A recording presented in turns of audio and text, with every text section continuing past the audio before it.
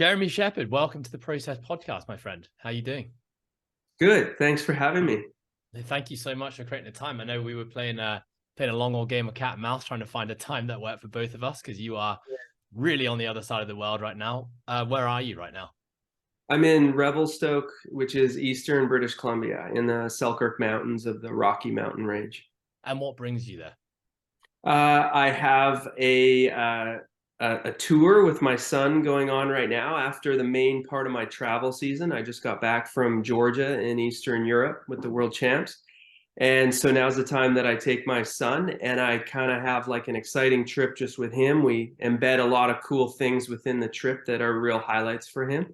So he doesn't realize it, but I got tickets to a couple all ages music shows. He's a big guitar and drum player and he loves rock and punk and things like that. So that's happening. He's in a rail jam, which is a rail based contest for him, and in a race as well, which he's excited about. And we're doing a lap of BC. So it's a time of year where I have to work, but I don't have to work, 60 hours a week or anything. So yeah, this is just where I pay him, pay our time back together, and still get some strategic planning and review done for end of season. So yeah, Revelstoke is just kind of the start of it. We're going everywhere in BC almost. Awesome. I think this is a pretty good opportunity to segue into actually telling us, what do you do, Jeremy?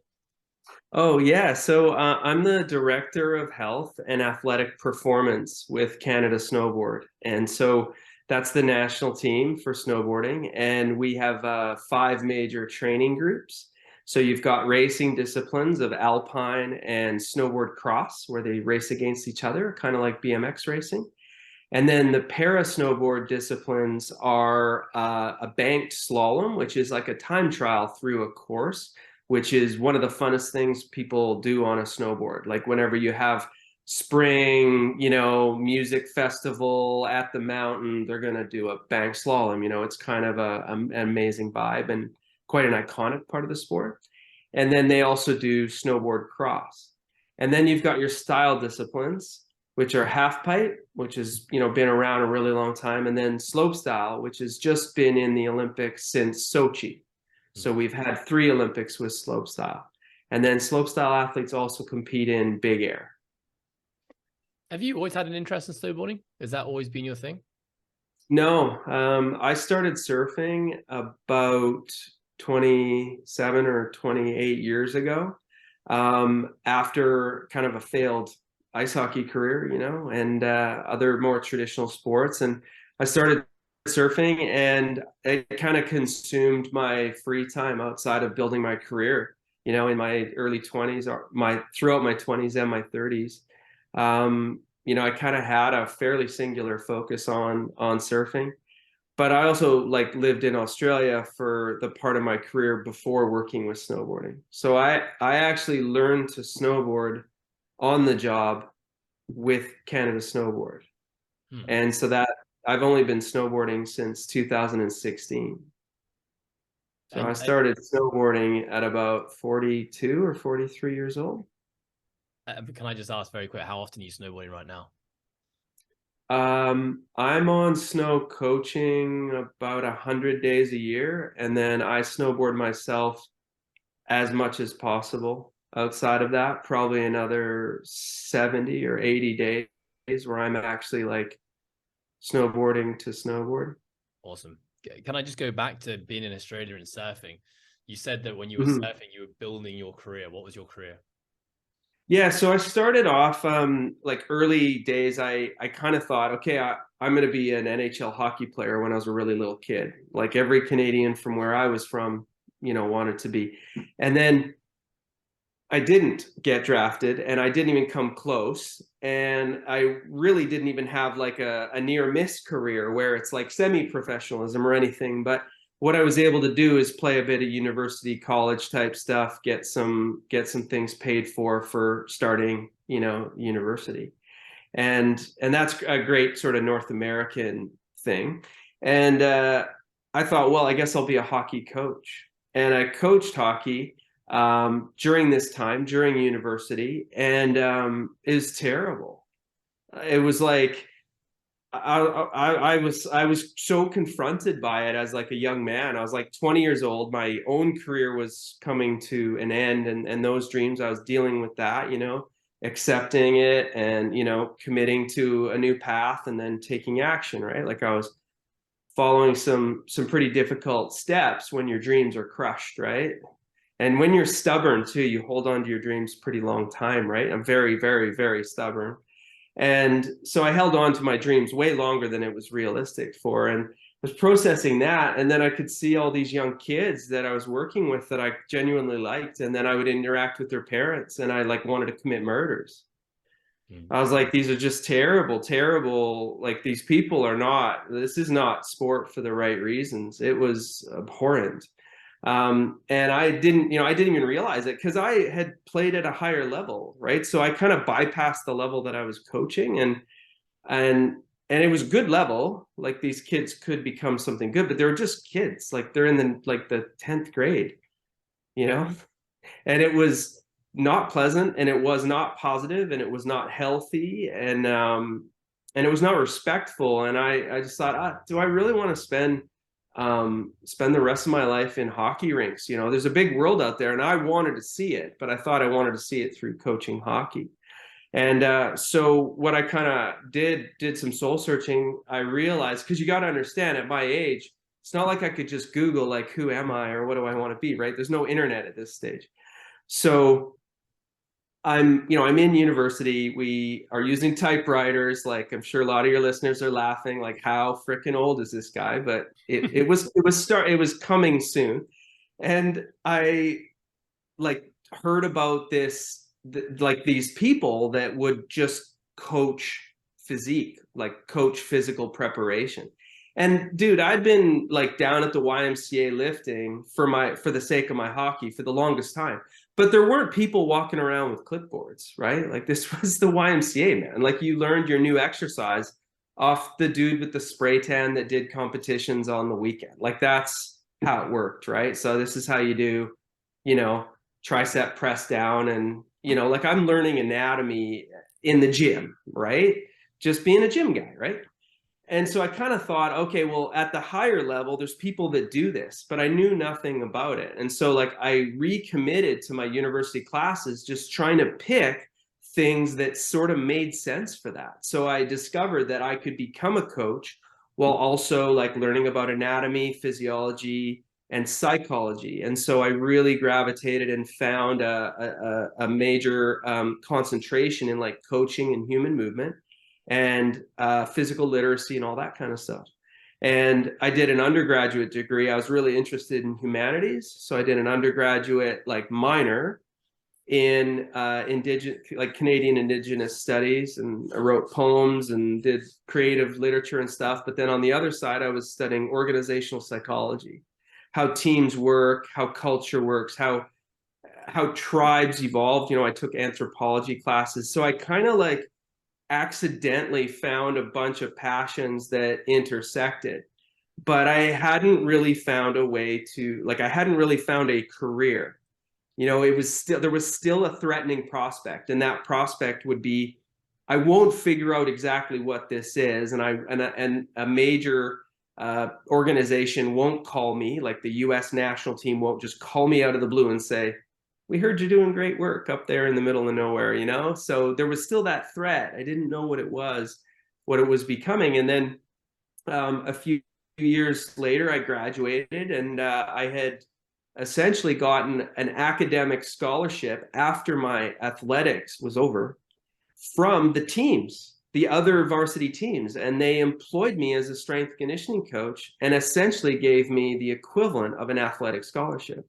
So I was so lucky that after 2 years of playing sport in university, I then was given essentially the same opportunity to be the strength conditioning coach, primarily for the men's basketball team, and then to co-opt and help teach some of the entry-level coach theory courses, because I had taken after that with so much interest.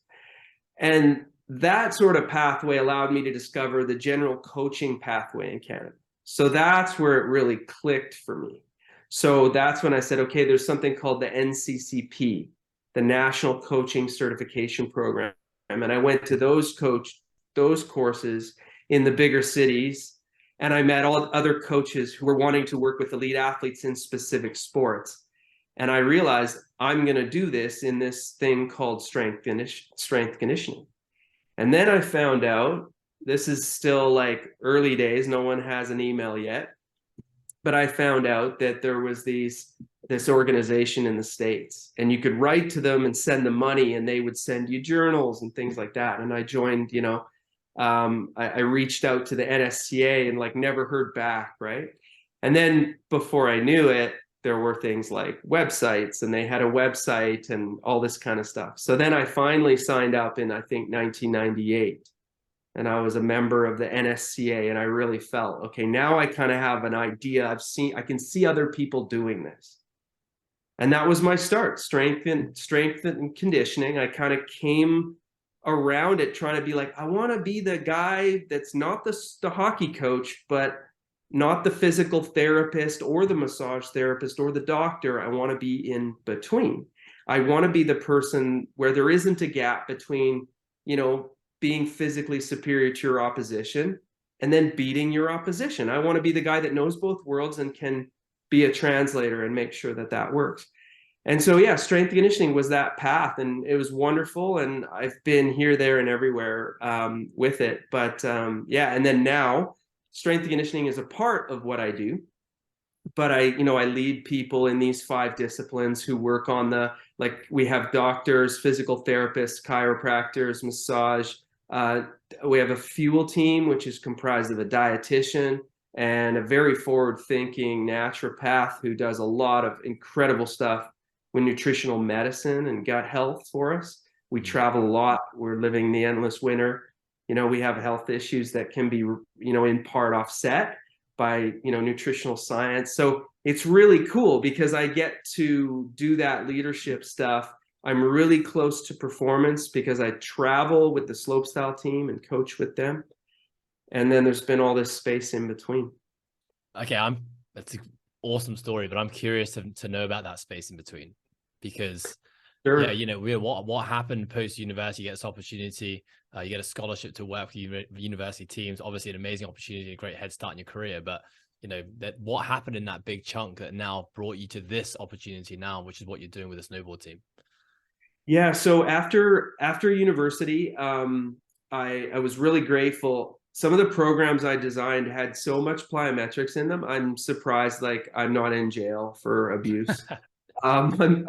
There was some really good athletes doing those programs, so I think that's why they survived. I actually went to Australia after graduation, and I backpacked around Australia, and I got some gigs where I was able to contribute to an athlete's training, but mostly I just did what I could do to travel around Australia and focus on surfing for a year. And then I returned to North America, and I worked in San Diego for a year. I did a beach lifeguarding gig, and it came with the responsibility of doing the physical training and the physical testing. So, which was a neat trick because, man, that ocean swim, I barely made the time myself, but all the other physical, tests of physical strength or physical competence, were fairly straightforward for me in lifeguarding. But yeah, being 5'8", I'm not the best open water swimmer. But yeah, that was kind of a neat application of it too, because you had different, you have alphas, right? We had 2 Aussies in the team that were just alphas, right? It was, if they weren't swimming, they were doing pull-ups or bench, right? It was great. And then you've got people who are like, Jeremy, can you just help me pass the test? I just need to pass the test and get another summer under my belt. So it's really cool to work with a mix of people. And then, yeah, I was in Canada and I worked with volleyball. I worked with beach volleyball and volleyball for a long time. That actually took me through to Hawaii, through the US, Mexico, with world championship events and world tour events with beach volleyball players, but also Asia Pacific championships with the Canadian team and things like that. And that then just kept leading to more opportunities in volleyball. And I was still doing lots of other sports. Like I worked with a karate guy who is great, who's now the high performance director of the Canadian Federation. So he was athlete and then coach, and now he's, in that high performance director position. And I worked with a lot of sprint cyclists. And then I accidentally, because I was given good advice early in my career. Sorry, I'm bouncing around here a bit. I love it. Keep them going. But I was given some good advice early in my career in strength conditioning by Ishvan Bali, who I had the good fortune of being around for a year or two pretty closely. Learned a lot from Ishvan about, planning and cycling training and things like that. A lot of history too of strength conditioning I learned from Ishvan. Like I knew the right names to look up, when I had the time because of Ishvan. But he said to me, look, there's three sports that you want to do better than average if you want to be a strength conditioning coach, no matter what sports you're going to work with. And that's gymnastics, track and field, and weightlifting. So this was about 98, 99. So I got my weightlifting credentialing. I started my track and field credentialing back then. And I've honestly kept up my gymnastics. Like I'm doing another gymnastics course next season as well, because it continues to pay dividends in what I do. But it was really good advice to become like a level 1 sprints and hurdles coach in track and field. Like there was nothing that didn't help me with that. And back then, right, you can focus on your career. Like if you have a significant partner, it's just easier, right? Like it's not the same as being married with children or whatever. So like I was volunteering at all these places. So I was like, oh, I'll just volunteer with the provincial weightlifting team. I'll volunteer with the local track and field team. Okay, I need to make ends meet. The volleyball team's paying me like $2,000 like a year, right? A year. So, what do I do? Okay, I'll lifeguard, I'll teach first aid on the weekends, but I never thought anything at all about whether I was misusing my time in volunteering. I volunteered so much in the first 10 years of my career. And I'd say Stu McMillan's the best coach I know in track and field, where he works with athletes who make big money when they win, and there's some big money in global track and field, just like there's really big money in football. And I mean, that guy volunteered for like a decade, like a full decade in his chosen sport that he is now. You can't say sprint coach right now and not say Stu. He's in, and there it is, 10 years, and I talked to a lot of guys from my generation. And yeah, we were like, if you slept in your car, you slept in your car. Like, my first Vertec was this thing that I made out of doweling. And I took long zip ties, like contractor, like the kind they cuff people with at like music shows and shit, right? Like one of these ones. Those big zip ties, I had them all over this doweling. And that would like drive around, and I'd be testing vertical leap at the track and at the volleyball gym or whatever. I was just driving around in my crappy little car thinking I was just killing it. Like I was killing it. Like in my head, I'm like, I am living my dream. I am helping athletes become physically superior to their opposition. And they would win, and I would be just like, it was just the most amazing thing. Yeah. And half of it was volunteer or more. I mean, I just wanted to like jump in and just say, it's always really nice to hear stories, right? So it's like, what has brought you to this point? How do we connect the dots to why you're achieving all the things you're achieving right now? But I guess that concept to just, number one, delay gratification, knowing that what you're doing now might lead to something greater. But then I guess also just loving the process of everything you're doing, and I guess not really focusing on the outcome. That's why we name this podcast the Process Podcast. That's why our online business is the Process Programming. It's kind of like that whole concept of knowing your goals, your ambitions, and things you want, but really like you've got to be enjoying the everyday journey, and knowing that that's probably going to lead you to where you want to get to. Sounds like you really embrace that from an early age. I think that I understood, there's a lot of things that I haven't really understood that really, until recently, that really helped my life. My mindset has improved in so many ways, especially in the last 10 years. There's just something, yeah, for sure. But before I miss the point, what I think I might have kind of understood early on is the concept that if something requires willpower, you need to stop and ask yourself, should it require willpower? Because if there's something that is part of the process that is going to get you where you say you want to go, and it requires willpower, you screwed up somewhere. There's something wrong. You don't want it bad enough, or you don't believe in the process enough. And then if you say, well, there could be people out there who really do want something, and they really require discipline to take some of the basic steps. There's probably some work that they need to do with a mental health professional then. Like it can't be too nuanced here. Either you really want something, and so the process is something that you're willing to do, and it doesn't really feel like willpower. And then what happens is you start to do it, and it becomes self-evidently beneficial, right? And then you keep doing it, and then you perhaps get to what you want, or perhaps you blow past what you originally wanted because that was such a small goal, and there's a much bigger one. Or it could be that you really don't want that goal, but you're stating that goal. And I actually see this in sport a fair bit. You make a national team, and it's like, what do you want to do? I want to win the Olympics, and I want to win X Games. Well, look around you. That's what everybody wants to do. So you're saying you want to be extraordinary amongst a group of people that are already extraordinary, and you're not even quite yet extraordinary. You're just elite ordinary. And that's great. Do you want to settle? Is it a dream? Like, is it like this thing that you just think about? Or is it, well, no, I can see it. I can feel it because I can make a map, right? Like here in the Rocky Mountains, I'm looking out my friend's window here, and like I can see a mountain, and like to climb that mountain would be very intimidating. But if you had a map, right, and you knew other people had taken part of the journey, and all you were doing is just taking sections of the journey and putting it together. You're like, well, Bill hiked this part and Joe hiked that part, and I know Susan summited from this direction. You could create a map and go, I can go there.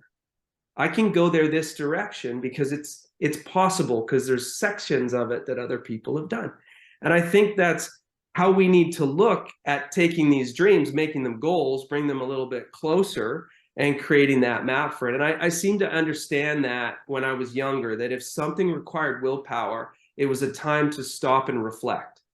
And if I needed to, I would actually get really, really clear. Like I would make myself very upset by imagining that it was the time to achieve that goal had passed. And I would go into this space where I would imagine what my life would be like. And I would talk to myself and tell myself, what would it be like? What would I feel like? What would my body feel like? And I would really create this terrible, terrible sense within myself. And then I would, bring myself back to the present, and I would get really excited about where I wanted to go because I was really clear about where I don't want to go, and that's deciding, right? Like side is, it comes from the root, or the root word for decide is to cut away. Side is to cut away. So when we're making decisions, oftentimes it's good, especially big pivotal life decisions, when you're trying to garner not so much motivation, but alignment, because you don't need motivation if you're aligned, right?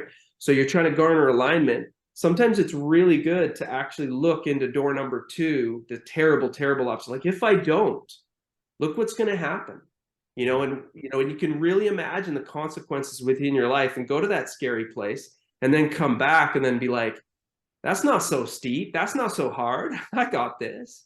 And I sort of seem to be stubborn enough and a little self-aware enough, not in other areas, but in that area, and so that was something that I kind of had in my 20s that really drove me. Yeah, I resonate a lot with that story. That's exactly why I stopped my time as a rugby player. I realized that the dream that I was projecting onto the world and my coaches and my family and people who asked why I was doing what I was doing was actually because I was seeking validation from the people around me.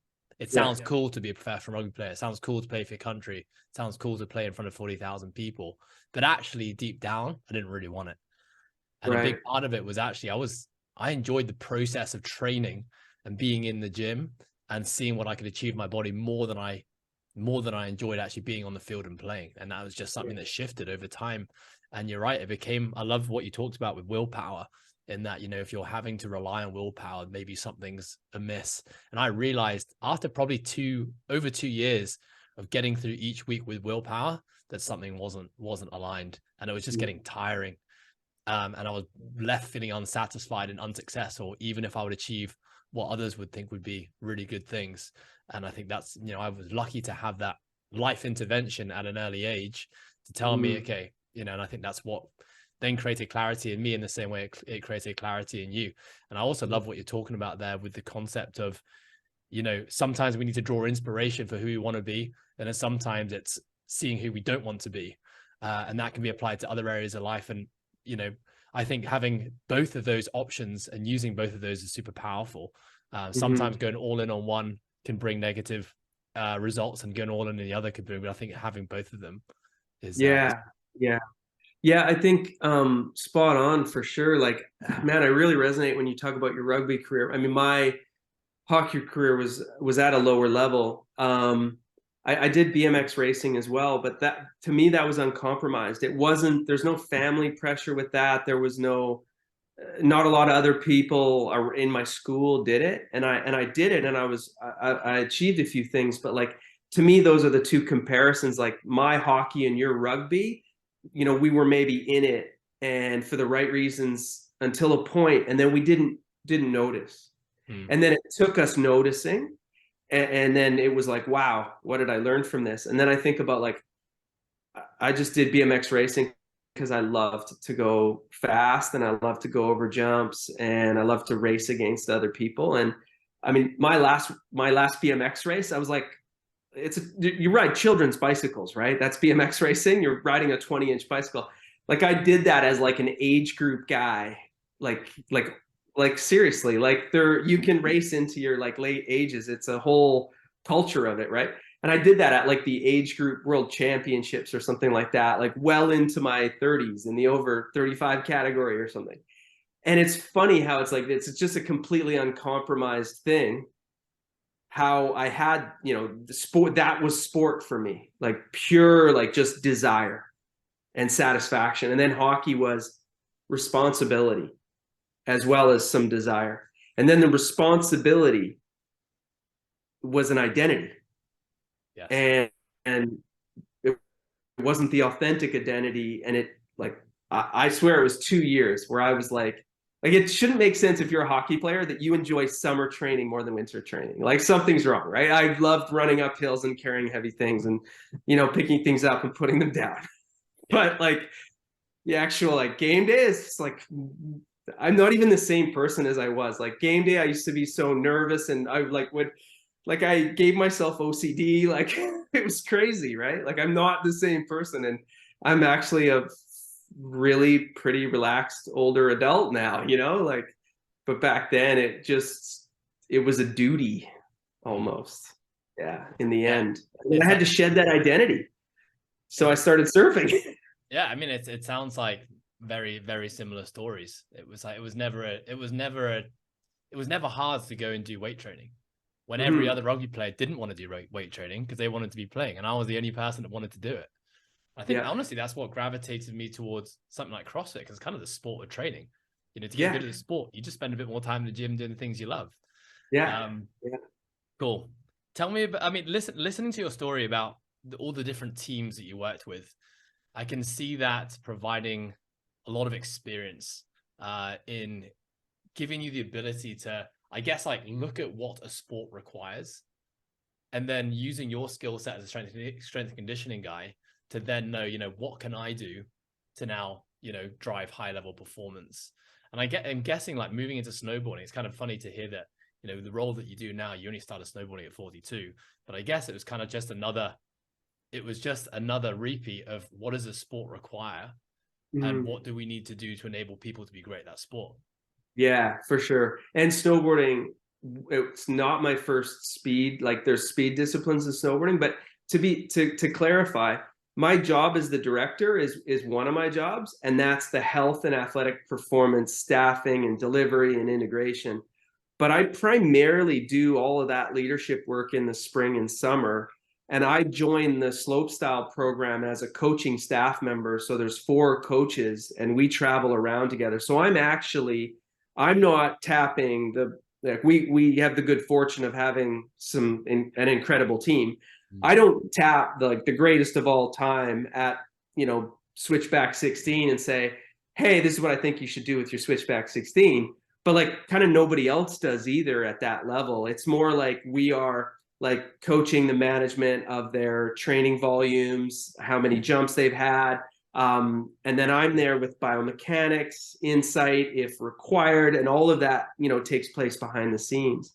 So we kind of have this 4 of us, and we travel around together, and that starts in August and goes till March or April. But it wasn't my first judged sport. So for a lot of people who haven't worked with a judge sport and they're in strength conditioning or sports science, or in my case, yes, plus leadership, that's a barrier because you have to learn how your own sport is judged. And then if you want to work with the elite level, you need to know what the judges are doing, what they're rewarding, what the trends are. You need data analytics. So where I'm staying right now here in Revelstoke is my data analyst's house. So Ming is our data analyst, and his specialty is to look at the integration of biomechanics and technology, and basically data analytics. So he combines those 3 things. But of course, because he's Ming, he has another PhD in physiology as well that helps, him, right? And so my biomechanics PhD which focused on jumping and landing, that also allowed me to understand the training implications for the athletes as well very, very quickly.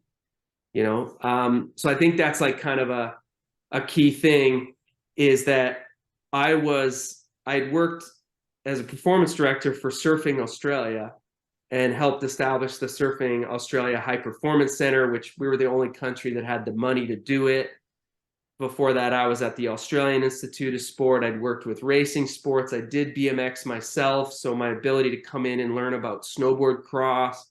I'd worked with para athletes on snow and in the pool before. So like the fact that I'd worked with para skiers in Australia for the Australian Institute of Sport, that helped me because if you go from able-bodied to working with para, that's a learning curve for sure. You're going to put your foot in your mouth about 3 times in the first week about stuff, and you're going to not put and you're going to think you put your foot in your mouth 3 times about things you didn't. You learn to understand what it's like to be with that, unique group. And that takes a little bit of learning curve, but I had sort of, done that before in other contexts. And then with slopestyle and halfpipe, it's like the fact that I'd worked with surfing was quite likely one of the best ways to prepare for putting my head around a needs analysis, but before that, after I left, left working with sports like volleyball at the collegiate level and university level and track and field at that level, I happened to end up accidentally working with some world-class triathletes and that won medals at the Olympics, won Olympic gold medals and things like that, and Xterra athletes and Ironman athletes, and like I'd never done any of those things. As soon as I was working with the best triathlete of all time. I'm thinking of our snowboarder who's universally seen that way. He was definitely the best triathlete at the time. And I remember thinking at the time, like, I have nothing to do with this. Like, he just happens to be Canadian and we live in the same town. And he came to my punk band's like garage rehearsal once. And I was like, oh, I know him. And, helped him out a little bit. And then after he won an Olympic gold medal, it was like, hey, you really helped me out. Let's do a few more things. And I was like, oh, okay. wow, right? And this is still early in my career. Mm. I'm still like making ends meet by like teaching first aid on the weekends, right? But I'm starting to work with these great athletes and then great beach volleyball players who transitioned out of indoor.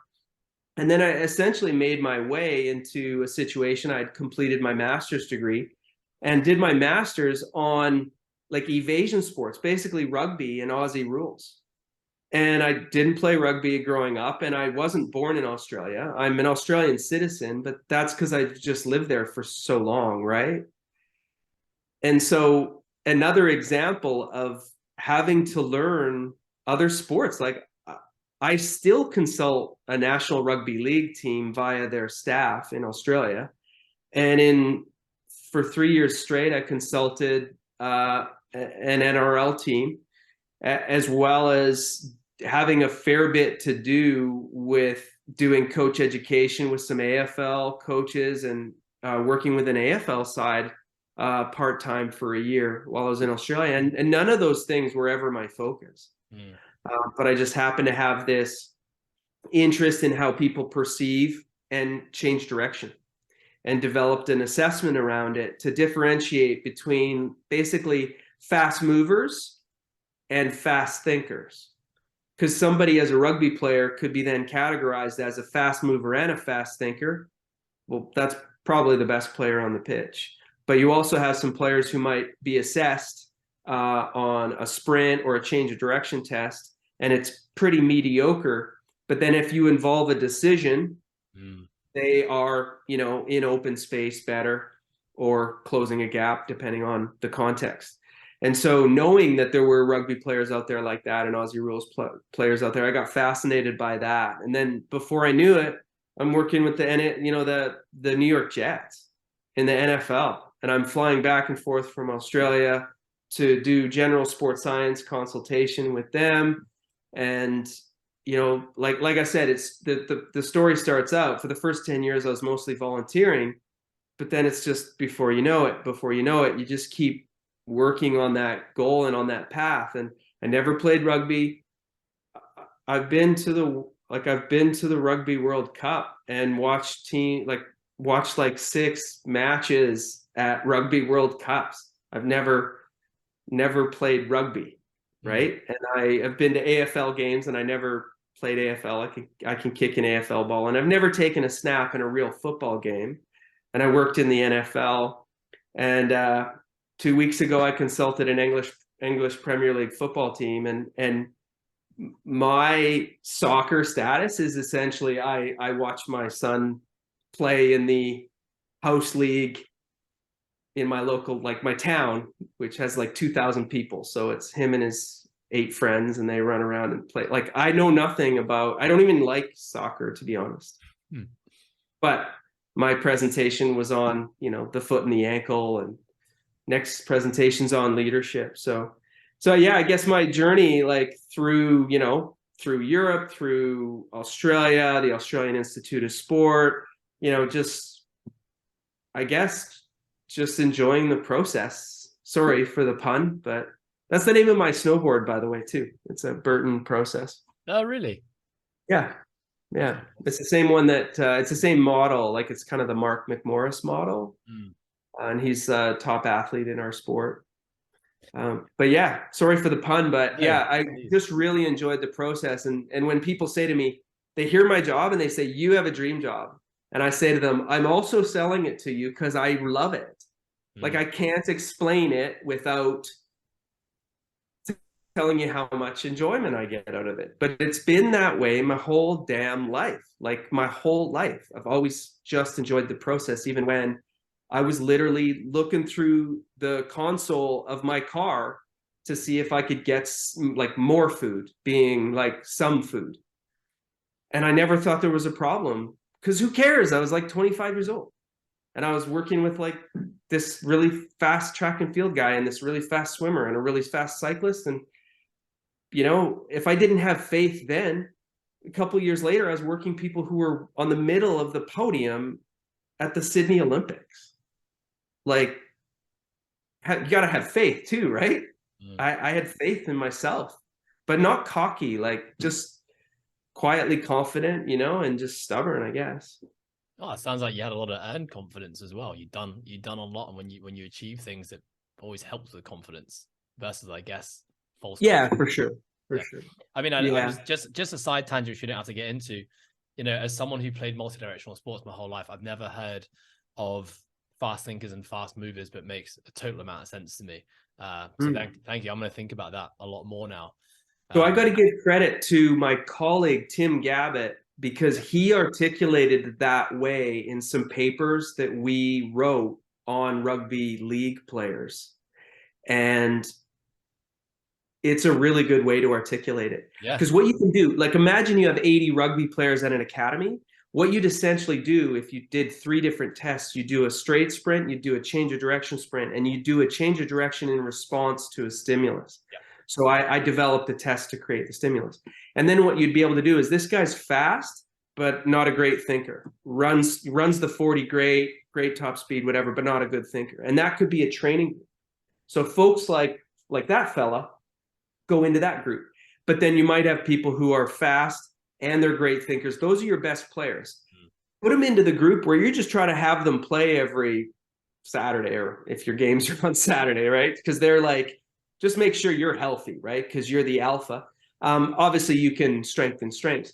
But then there's another group that might be kind of like fair, like not very physical, but they're great thinkers and they're fast thinkers on the field of play. And then you can think about combining those 2 disparate training groups for drills that expose those things. Yes. So maybe you've got this winger that's super fast, right? But they really get called out in certain broken play where they can't really, you know, get their perception action coupling going on, where they can't figure out what they're supposed to do in broken play. So you might have small-sided games for them, right?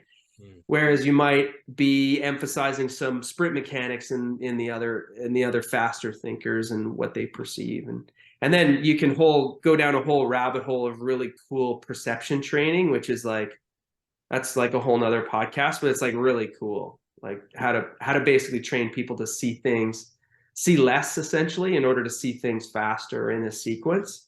Like fascinating stuff. Yeah.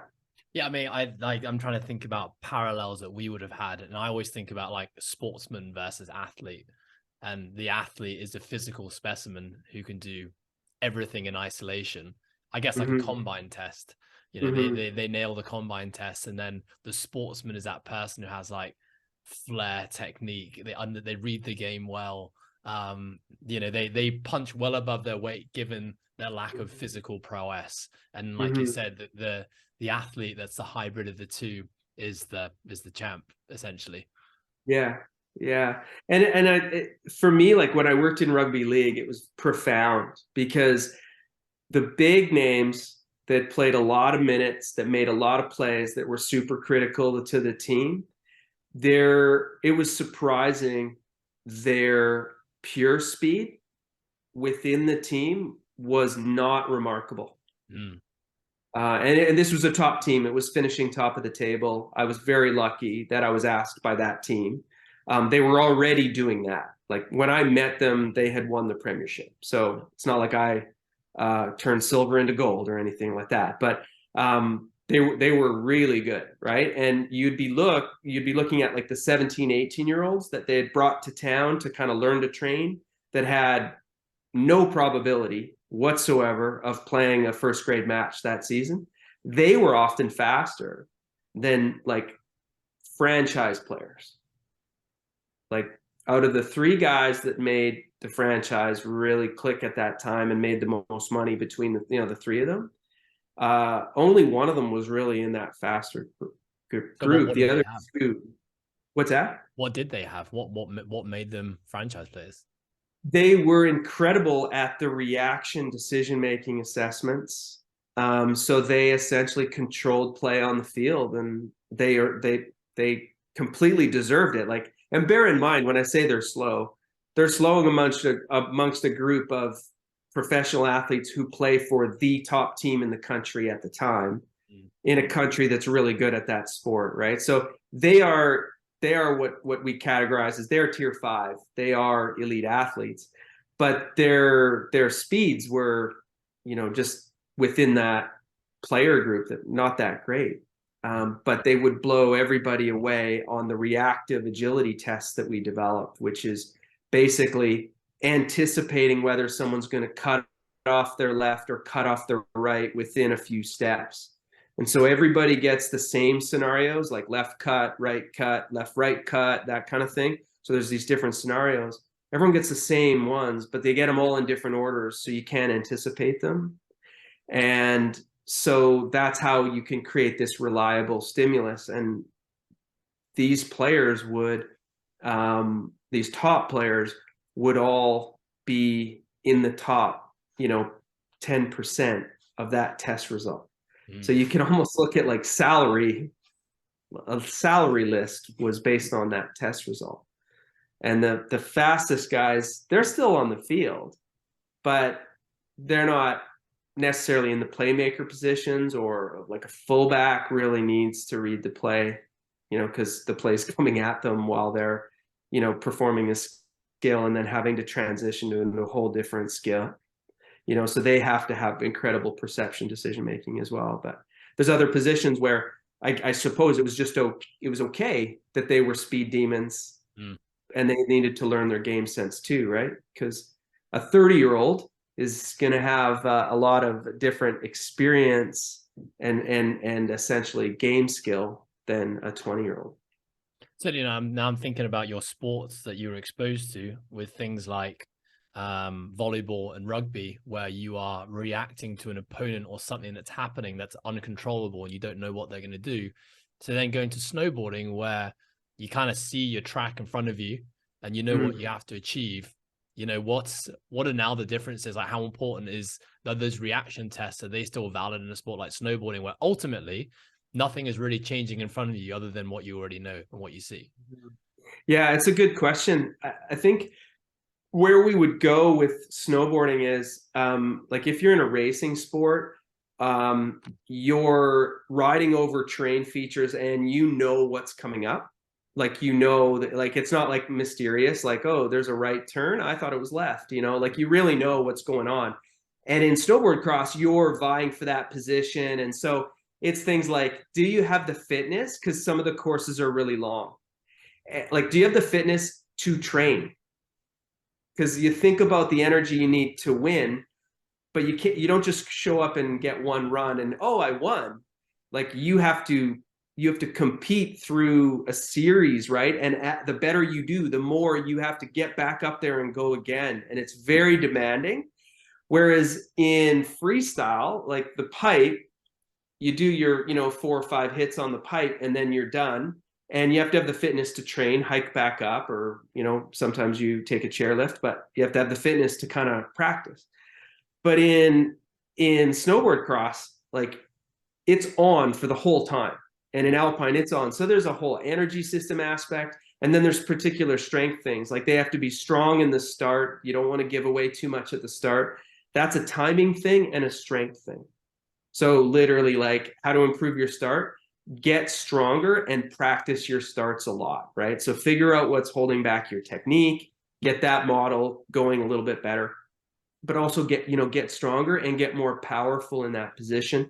They have to pump transitions. They have to be very explosive, but the reactiveness is more like neuromuscular. It's not the whole body thing.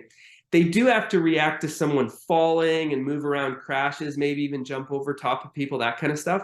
But, that's like saying to a car driver, like, we're going to react by throwing shit onto the track while you're riding, right? Like, it's not really replicable. What they need to do is practice in race scenarios, practice passing, maybe ride velodromes in the off season to learn how to use angles and things like that, and just get comfortable being in traffic.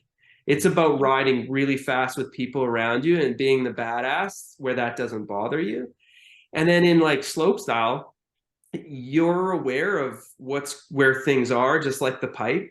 And if you interact with them in a way that wasn't planned, it's because it wasn't planned, and something's going bad, like you're short on a jump, or, you don't hit the transition on the pipe properly and you land a bit flat, and, you can blow out a knee or worse even.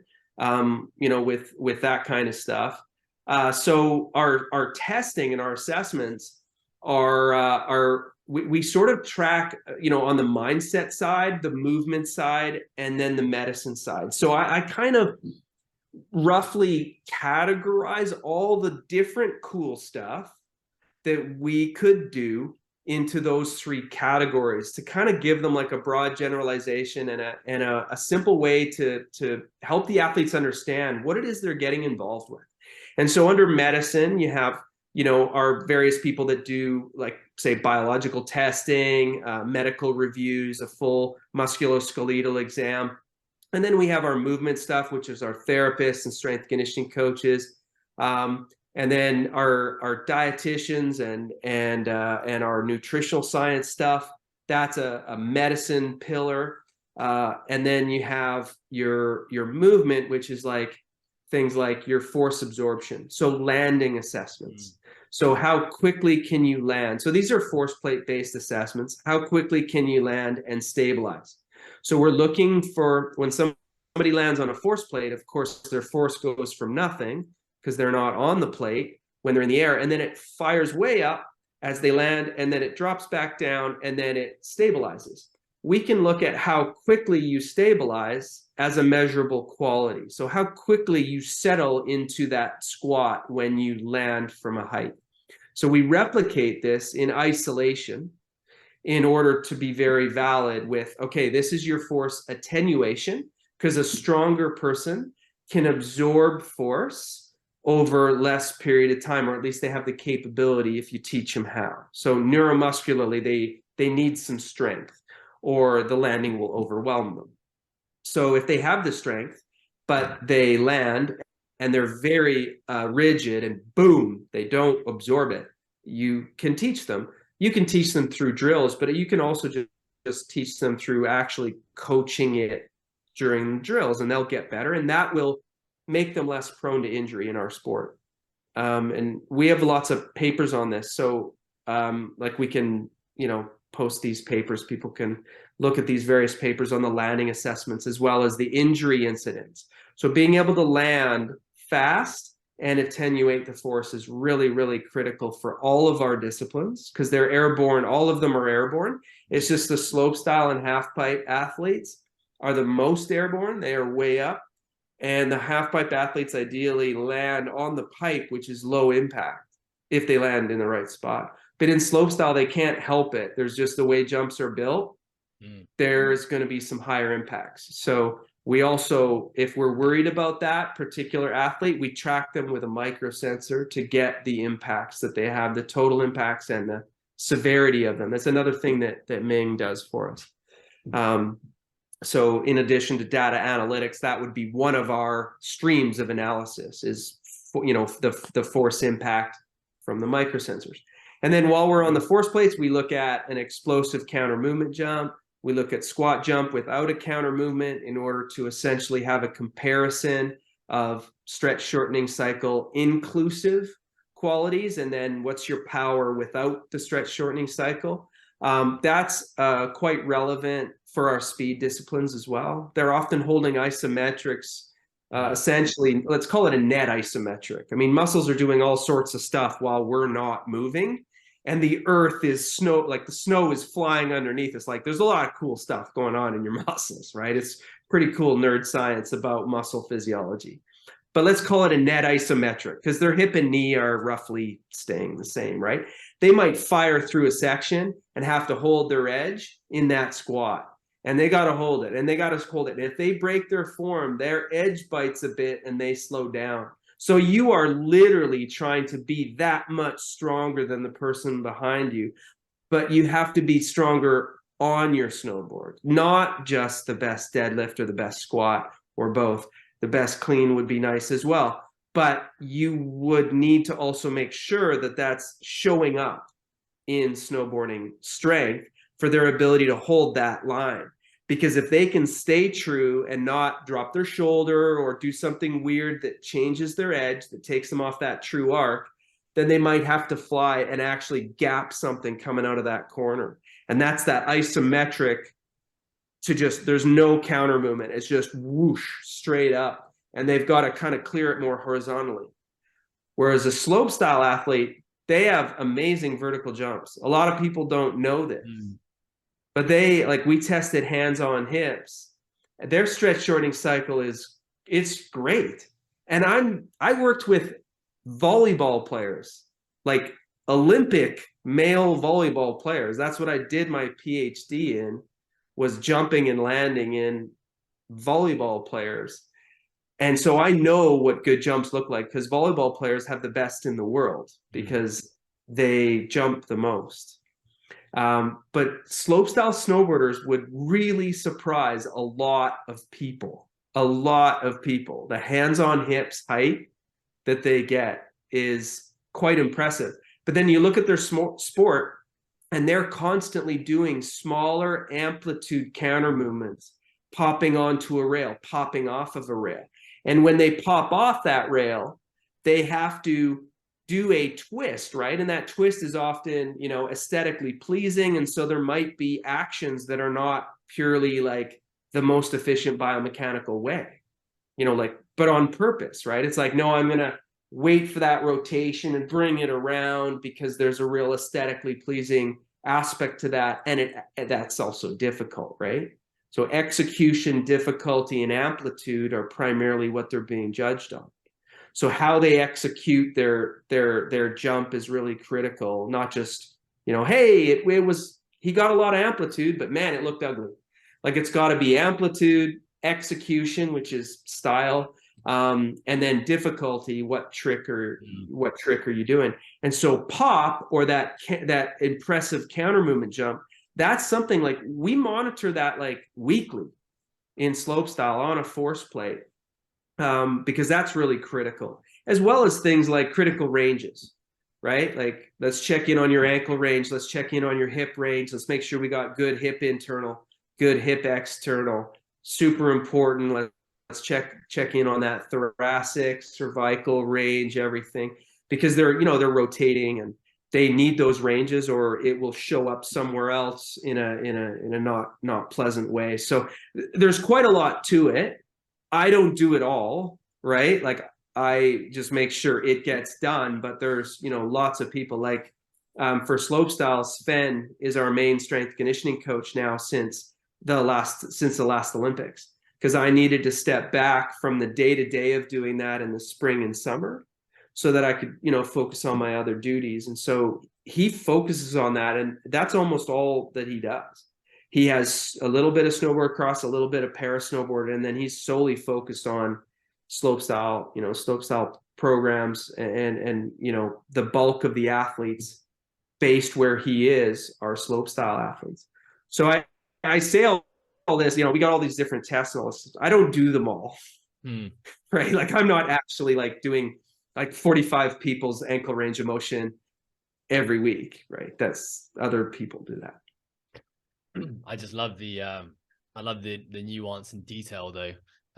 Thinking about what the sport requires. I guess you wouldn't appreciate the vertical jump on snowboarders, because I guess a lot of things are done with momentum, right? You're moving at fast velocities, and it kind of looks like when you watch a snowboarder go off a jump that they're just kind of going off the edge and they just fly. Whereas I guess if you watch skateboarders who probably have less momentum going into jumps, and you see, when a skateboarder ollies, actually how much height they're getting. And of course, I think massively underappreciated is like the flexibility, mobility of these guys, being able to even like, as someone who is a recreational snowboarder who started when I was about 10, but even like grabbing your snowboard is not that easy, right? The mobility to like get into a tuck and grab in a mute or something like that. And then you watch the guys in the contorted positions they put themselves into whilst flying through the air is super impressive. And then you slow down the landings of, the positions that people end up in when they land on a snowboard or skateboard is also massively, massively impressive. So it's kind of surprising, but also not that surprising to hear that, the snowboarders have these amazing vertical jumps. I guess I wanted to ask Jeremy, like, this, you said something I think is really important, which is, the strength and conditioning and the stuff you're doing inside the gym is super important. But at the end of the day, the snowboarders still need to snowboard.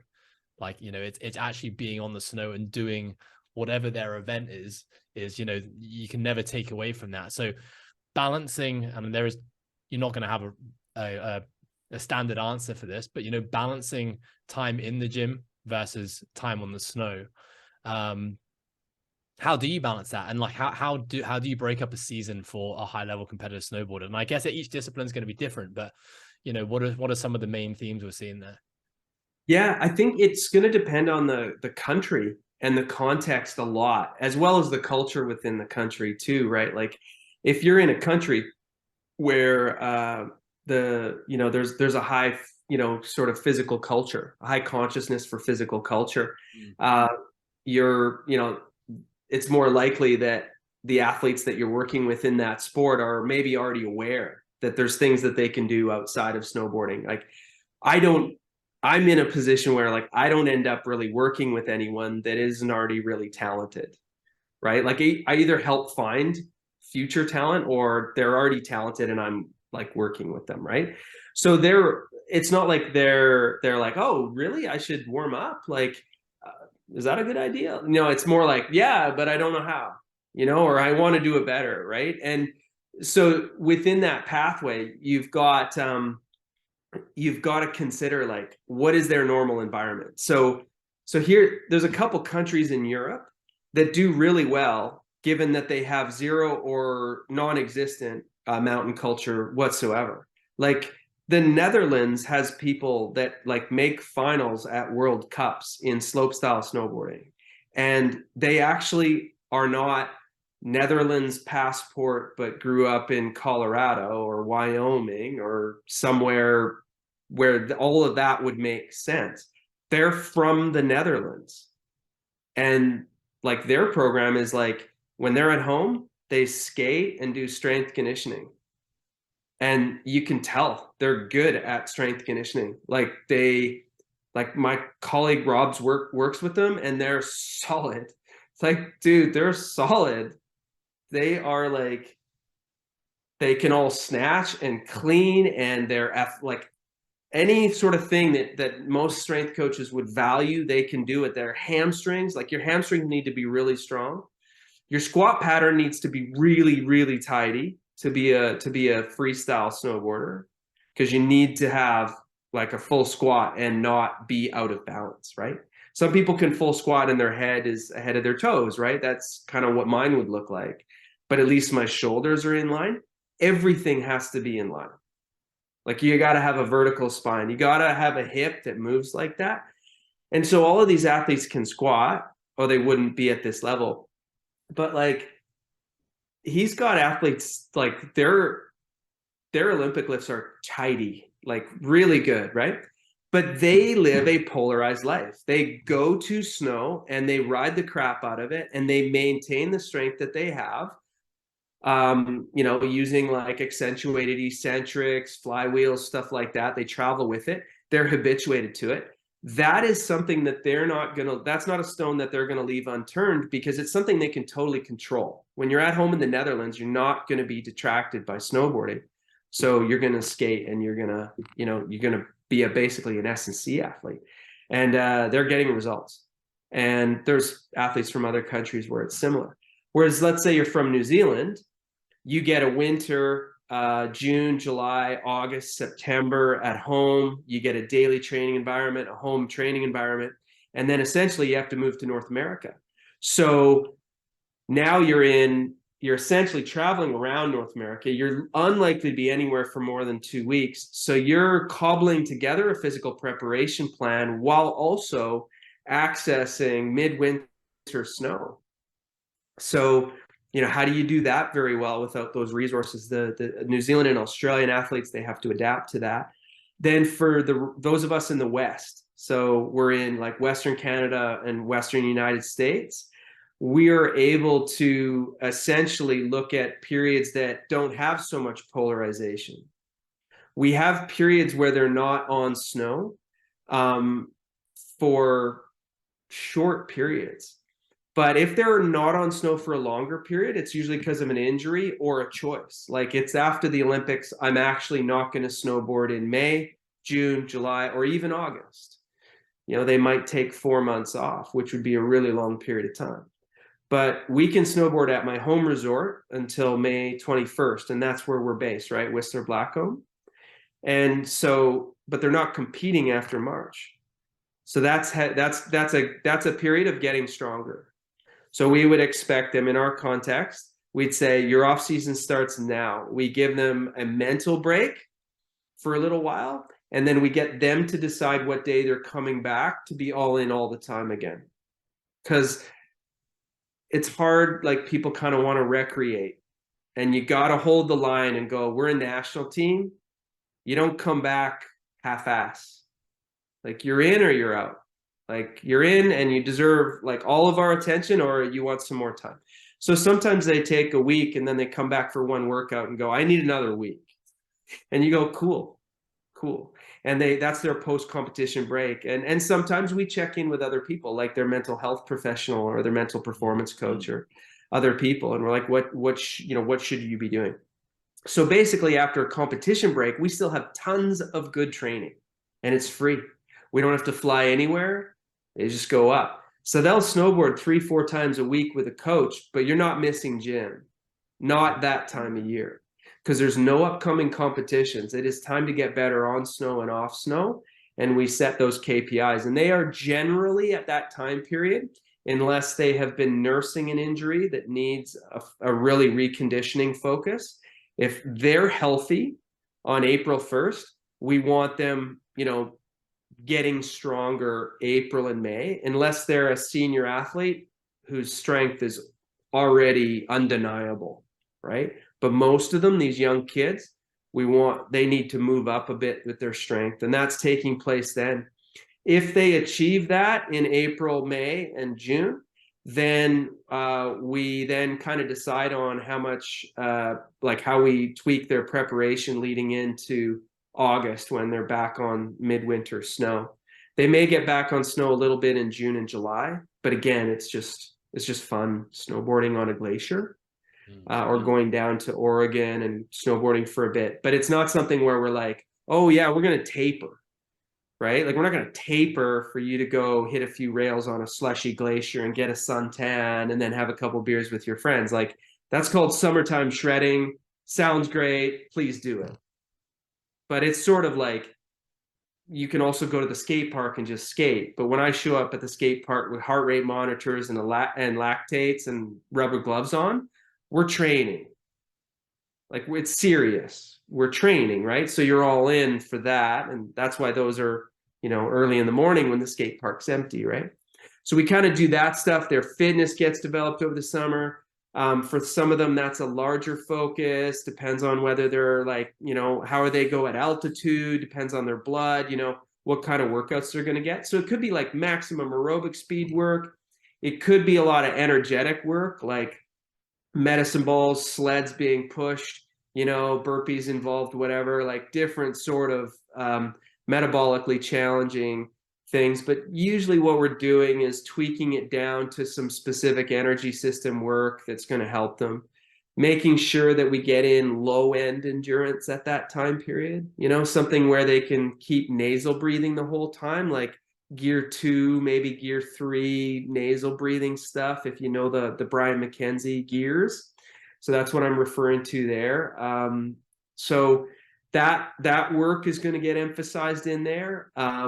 Outdoor work as much as possible in the sun. So if it's summer, I want them in the sun in the morning as quickly as we can. So getting out and getting morning sun, starting their day that way, getting them in water. And then if they are taking a bit of time off big jumps, which is, June, July, there's usually big jumps, we usually find something else to scare the crap out of them. So we try to get them involved in something. Can I jump in there, Jeremy? I mean, I just want to ask you about the sun piece. Sure. Is that from a circadian rhythm standpoint? Is it the fact they've spent half the year not in the sun? What's the idea now between getting them in the sun early morning? So for the age demographic of athlete that is now who you see on TV, they've never lived without divided attention. They've never known this, right? So It is literally changed the way our brains work, technology. So they've always had phones and the internet and these sort of distractions. And as a consequence, sleep is something that we talk about so much in elite sport, but also just in high performance for business people and that kind of stuff. And for some reason, it seems like this nebulous thing where people are like, yeah, I know I need like a little bit more sleep, or the amount of people that talk themselves into, oh, I thrive off less sleep. And you look at them and you're like, you're a bag, like you're a big old bag. Like your body isn't great, and you're saying I thrive. And I'm like, you're not thriving, man. You're a health risk walking, right? Mm. And like people don't like think about what's going to anchor it. And morning sun is one of the most important things to anchor and signal the start of our day. But our brain, when we're trying to change habits of kids who, and I mean, I call anyone under the age of like 40 kid, right? So I just want to clarify that for people. Like I don't just work with 17-year-olds, right? I work with people in their 30s too. But these kids, like, we're asking them to do something that is socially abnormal. Like we're asking them to have like morning digital hygiene and evening digital hygiene. And despite the fact that they would run through a brick wall to win an X Games medal, it still isn't self-evident to them how this helps. Right. And so you actually have to explain some of the science to them and get them in, and so how we do that is we talk to them about that the morning time and a morning routine. And by getting them to seek morning sunlight, and then, that makes it more likely that they might do something like write down 2 intentions for the day, which is like a weird thing that old man Sheppard would do, right? I'm this older guy that lives this life. Like I drink non-alcoholic beers and all this kind of stuff. So I'm like this guy that they look at where they're like, oh, like crazy science facts comes out of this guy and he's lived this weird life, like that's how they sort of see it. So it's like, oh my God, like I got to go out in the sun and have morning sun, and then I'm going to write 2 things to do today. And when you zoom out, like Ed, like think about it. Wake up in the morning, acknowledge that the sun has come up or the earth is spun in that direction again, and you're happy and you're like, man, I'm grateful. I'm going to write down 2 things I'm grateful for and 2 of my intentions for today. To you and I, that sounds normal. But like to a typical 18-year-old, that's the weirdest thing they've ever heard. Like that's like maybe their mom does that, maybe their dad does that, but I maybe, like, right? But for us, that's like, you study high performance, you put these things in place. They're high performance snowboarders. It's our job to teach them to be high performance people, to support it, so that when they're done, they're still healthy, safe. Maybe they have some money, but at least they're better because of it, right? Like we're not looking for the easy path in life. We're looking for the strength to take the most challenging path possible. So like giving them these ideas like, hey, this is how you do it. Like I actually do it with them. So I'm like, hey, man, it's June. Like we got to get this morning sun. Who's meeting me at Lost Lake at 6 o'clock, right? And we'll be there, and then we'll, engage the morning sun. And I might tell them what happens with dopamine and serotonin when I openly express my gratitude that I am in my 30th. I told them this year around a campfire, this is my 30th season, and I'm so grateful to still be doing this after 30 seasons, working with athletes who are trying to do something extraordinary. And I explained to them, now my dopamine and my serotonin is higher. And so that's a little bit selfish, because now I'm going to talk to you about something, and it's favorable that whenever I do a presentation, if I have my dopamine and serotonin up. That's why I, do breathing exercises before I do lectures and public speaking and stuff. And so then it anchors it, because they're like, okay, he made us wake up, or made us, right? They volunteered to wake up at 5:30, get down to the lake at 6. They're now going to remember. They're going to remember, why do I do sun exposure? Because that's going to help my hormones to create daytime, which means my melatonin will start to cycle when it's supposed to at night. That's a breakthrough, Ed, because everyone is telling every athlete right now they need to get better at sleep. They need to get better at sleep. But telling them what they're supposed to do is not quite the same thing. Telling them that they should have a digital sunset and a digital hygiene morning, and that, doing some journaling would be good, and no blue screen this, and don't get in your bed until you're ready to sleep, and keep the temperature at this, and maybe have a shower like this to have your pores open, and then that cools you down, and this is a temperature. And we'll obsess and we'll wear microsensors and take all the intuition out of it. Right? Like, and I've put microsensors on people. I still do, right? Look at their sleep. But the bottom line is they gotta actually learn to maybe take that microsensor off and just live and experience it and be like, holy crap, this morning sunlight makes me feel incredible. I never would have thought I would have talked about something to this old coach that I'm grateful for, that I'm challenged by, or my intention for the day. And then they have a great day and they have a great sleep. And then it becomes self-evident, right? Because breaking them out of that pattern, dude, they don't know anyone who doesn't watch a movie before going to bed, like every night, or on Instagram before bed every night. I'm like the only person in their life that doesn't do that, right? Like everybody else does that is their age. So to get them like doing these things like morning light and then following these routines is extremely advanced given what they're coming in with, right? And so then another thing we do, I value it so much, is we travel with light kids. So they're the size of a laptop, and they're 10,000 lux.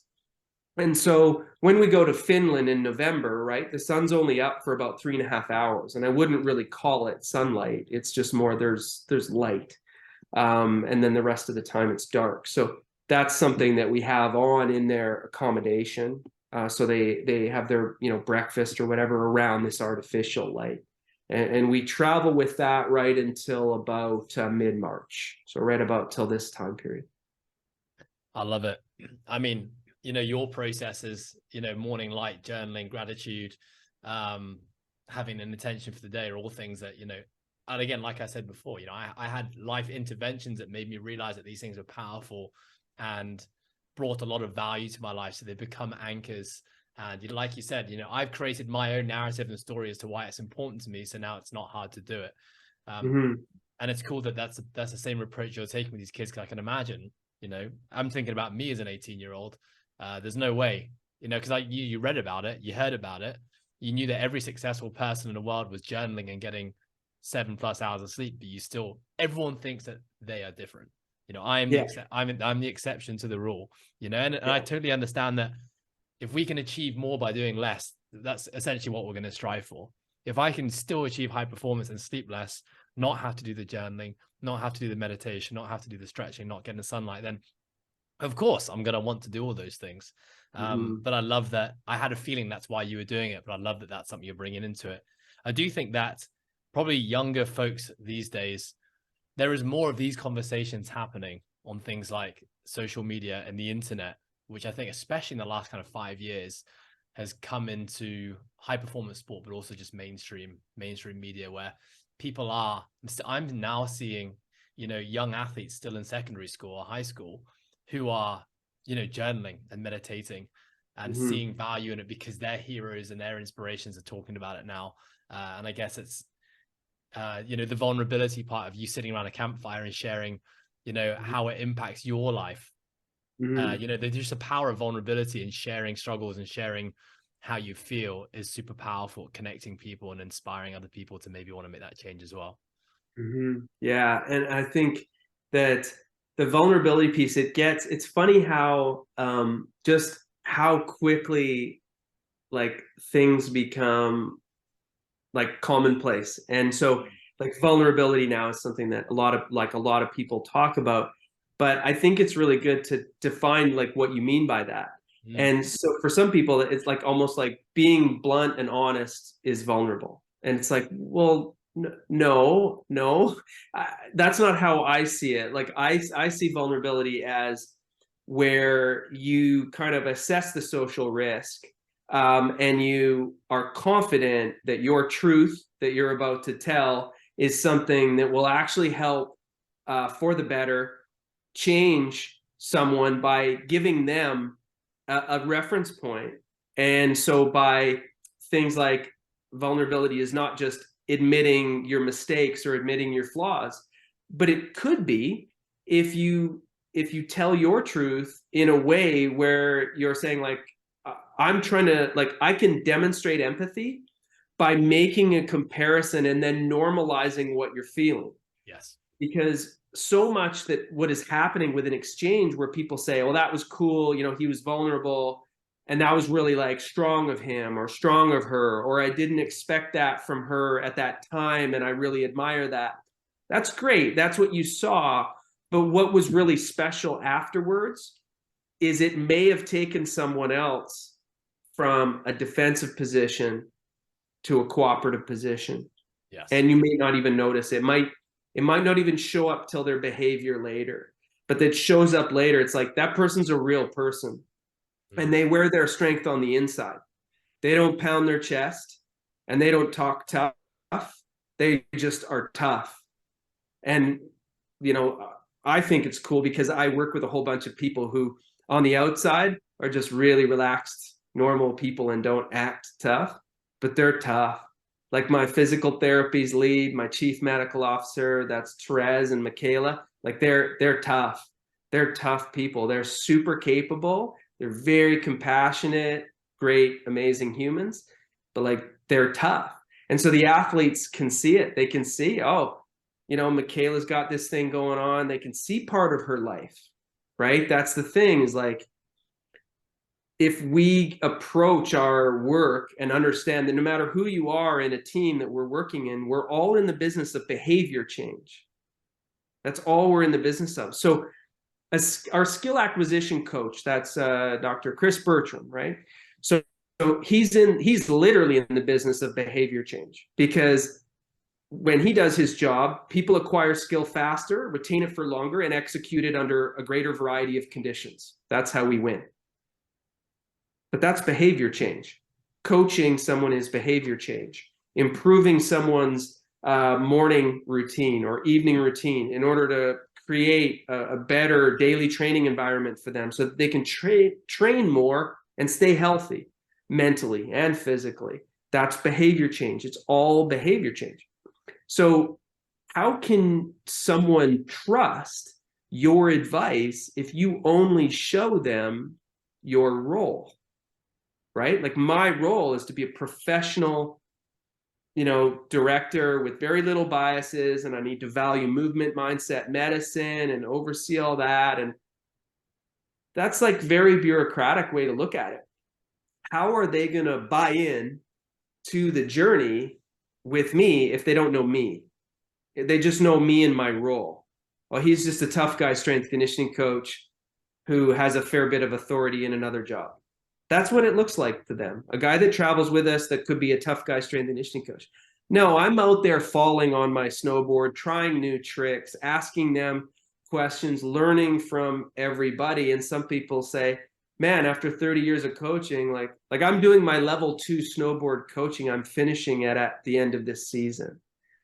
Right? So like I'm 50 and I'm doing coaching courses with children in it. Like there's going to be like 20-year-olds in this course that just want to like coach at their mountain, right? Some people think that's vulnerability.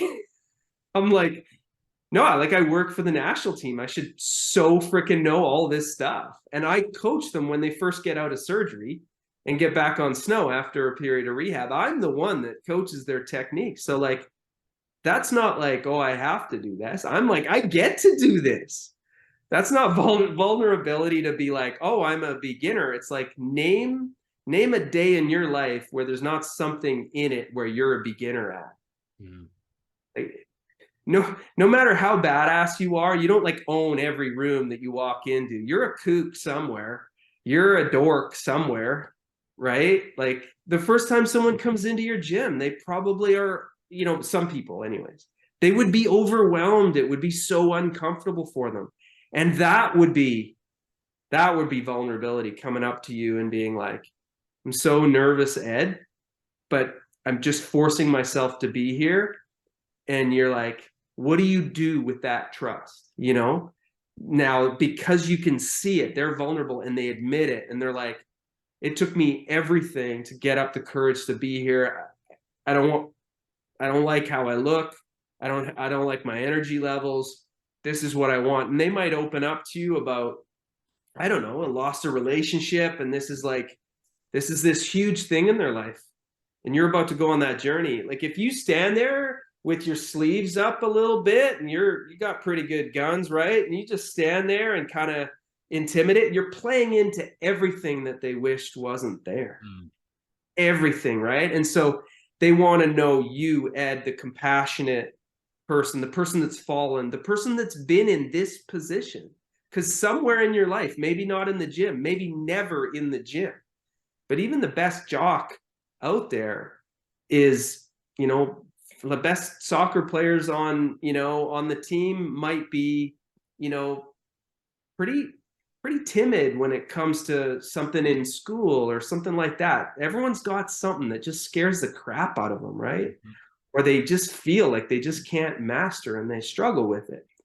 So if you're in the process of coaching, when I was younger, I didn't think it was a good idea to show that at all because I didn't understand the idea of setting a reference point that said, hey, no, we're a team.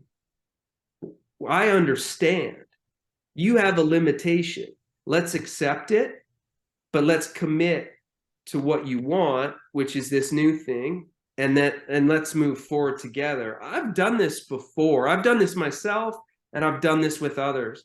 This is what I do, you know? And I'll often sort of book in that little talk with them by saying to them, like, you know, I might tell them something about my past that was really difficult. If I really know the athlete really well, I might, you know, open myself up to that. And I think a lot of times people are taught not to do that in the workplace now. Yep. Because people aren't trusted necessarily, and maybe they shouldn't be, I don't know. But I trust myself, so I do things my way. But maybe they're taught like you shouldn't open up too much about your own issues or your own struggles or your own whatever, because that could be perceived wrong or whatever. And I just think, well, if you have a high EQ, you don't have those conversations at the wrong time or in the wrong context. You know, if you have a low IQ, yeah, you could get yourself into trouble. Like, I don't know how, I mean, I work with like 16, 17-year-old girls. There's for sure, there's things you don't like, come on, like, don't be an idiot though. Like executive decision making, like, is this conversation suitable? But showing them something other than a macho older guy is probably a good idea too, right? Like, I should not have whatever conversation makes me vulnerable with a 16-year-old girl. But if I just behave intimidating and unapproachable and otherworldly in my, you know, authority or whatever, that's worse, because there's already a power differential between a minor and an adult, let alone, you know, I'm in a male dominated profession being high performance sport, and we're talking about a 16-year-old girl. Like, if I can show a human side, take an interest in what they're talking about, obviously stick to topics that don't get you on the news for all the wrong reasons, of course, right? That's very powerful. And it's not, you know, cheesy bonding. You're like actually getting to know what drives them. Like, why do you want to be the best? What challenges you? And those conversations often lead to opportunities where I can help them through other resources. Right? I can be like, oh, I didn't realize that was like something that you had going on. You know, do you think this would help? And they're like, yeah, but I don't know how to figure that out. And I'm like, oh, I do. I can figure that out. I can help you with that. I can introduce you to this person who can help you develop this habit, you know, whatever it is. Yeah, there's a lot of great stuff there that you talked about. I think, you know, one thing you seem to really embody in your coaching practice is a concept of collaboration, which is, working with your athlete. And I think that's something I really struggled with as a coach in my early days, because collaboration for me would make me think that the client or the athlete would think that I didn't have all the answers. And if I didn't have all the answers, that would therefore affect my my ability, my credibility as a coach. Whereas in actual fact now, the more they collaborate and people can be a part of the process, it can be a really powerful way to achieve amazing things. And I think the way that I think about vulnerability, I love everything you just said there, and just taking like a deeper dive into what it really means. But I have a team of 15 full-time staff here, and I guess we spend at least 1 hour every week where we're just really working on developing our EQ, our emotional intelligence. And that's with things like book clubs, where we read a book and we share our thoughts and opinions, and how it spoke to us personally. And if that leads to storytelling, then that's obviously amazing. But the more we connect as a team on things below the superficial level, the closer we just get. And I think about every amazing team that I've ever been on in sport, there was this like brotherly like bond where you and your boys could talk about anything and everything. And those were also the guys you'd be willing to die for on the field. And so, when I bring that into business, that's kind of what I want. I would love to have a team of people who, were so open and comfortable sharing with one another. That means being vulnerable, but also recognizing when someone is being vulnerable. I think there's two parts to the coin. And knowing that what that would do in creating the bonds between the people would mean that we'd be an incredible team that could essentially do anything and everything. Yeah. What are your thoughts on that? Yeah, I think that there's a reason why a lot of times people who were good, like team people, like maybe a team sport athlete in high school or college, or competitively after that, sometimes he or she will then go on and simply bring some of those lessons in, and they'll say, like, they'll be a CEO of like 500 employee company and be like, yeah, it's just like, it's kind of like rugby, except with 500 people, where, we're trying to create teams within the team that have that, that mindset, and that, essentially, cooperate, but also compete, hold each other accountable. Because that's the other thing, is that it's not like a gang, right? Where, oh, it's all good. Like, you're trying to do things,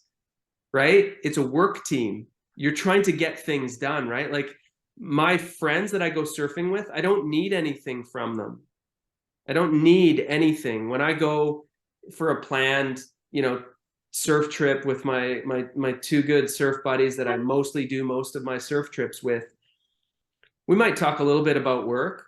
One of them is a chiropractor, so sometimes we talk about injuries and things like that. And the other fella's in indigenous business, very different world. We might talk about each other's work, but I don't need anything from them, right? We don't need anything from each other. Work team is different. Things need to get done, and people need to do them, and people need to know who's doing them. Like, you need to know each other's role, and that's really key. Because if you think about when you're on a rugby team, like, that's kind of how you can support people, is you can see when something that they're supposed to be doing isn't happening properly or isn't going very well, and you respond on the pitch. That's the same as work, where you're like, but if you don't know someone else's role, like, you might as well work in a factory popping rivets into an airplane or something like that. You have no idea what the other person's doing, and it doesn't really matter, because your only job is the rivet shows, the thing comes in and you just pop the rivet in. It's assembly line stuff, right? But machines do that these days. The magic in human beings is how complicated things are. And so we need to know what each other's roles are so that we can support each other's roles, just like a rugby team. But most people go to work and they don't bring team principles. They just get told, be a good teammate, collaborate, and then all of their financial incentives have nothing to do with collaborating, and in fact are probably harmed by collaborating. Then they tend to promote individual star performers in a lot of organizations into roles where they're now supposed to be accountable for other team members. And so what you get is like a superstar that has authority but no influence. That's not what you want. What you want in a leader is to actually have influence that far exceeds their authority. And I don't mean that they make decisions that they're not supposed to make. What I mean is that they have a certain amount, a reasonable amount of authority, right? But it's not a tyranny. And they actually curtail their authority. That leader or the leadership group purposefully is very aware of the edges of their authority so that they don't go into tyranny, and they aim for influence. So if you want something to change, you have several different options that range in scale from authoritarian to influential and very subtle. And you need to find which one is right for that situation. But if you're always going for authority, your organization is going to promote individual star achievers that are not necessarily good collaborators, right? Lovely stuff. Listen, Jeremy, we're gonna wrap this up because you are basically in the middle of your night now, judging the change of color of your background. Yeah. But you know, I think what you were starting to get onto there, which is, you know, conversations around teams and leadership, is something I would love to talk to you about. And so, you know, if you'd be open to it, I would love to bring you back on this show and go maybe down a different route, because I know you have a lot of great things to say, because I've listened to a lot of it on social media. But I think this is a great place to probably wrap up this call. Before we continue and before we close off the show, where can people find out more about you, Jeremy, and what you're doing? How can they get in contact with you if they need to?